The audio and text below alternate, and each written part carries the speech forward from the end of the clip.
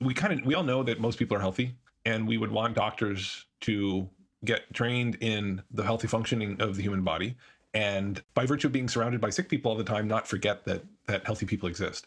And unfortunately, we're in a world of war doctors, right? People are trying to sort of figure out and operate in these conflicts that somehow forget that there's this normal healthy state and that that's the default and the disease is rare. The funny thing about just a lot of violence reduction, I see this in the city of Chicago.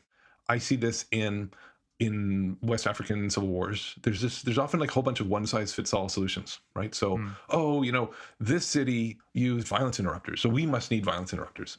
Or this study used this new policing, hotspots policing, or focused deterrence, or some policing tactic, and that worked there, so we need to import that.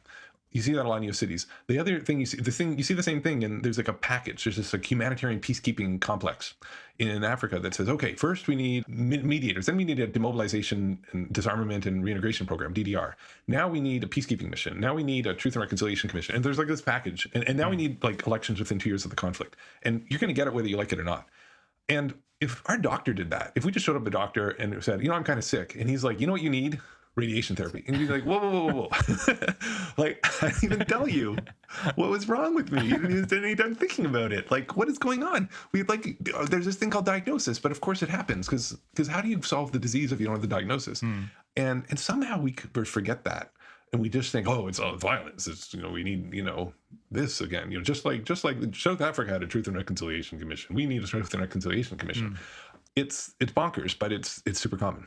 I mean, I think I used the example of like the First World War in my book, where I talk about most people think, the assassination of Archduke Franz Ferdinand, and that plus this sort of the miscalculations of Europe's mediocre leaders, sleptwalked the whole continent and the world into war. And that's true in the same sense that pneumonia killed, an 85-year-old person. But the only reason that person was so vulnerable, and the only reason we're so vulnerable to some wacky little idiosyncratic situation or leader miscalculation was because all the fundamentals were so fragile. But, those fundamentals are less apparent.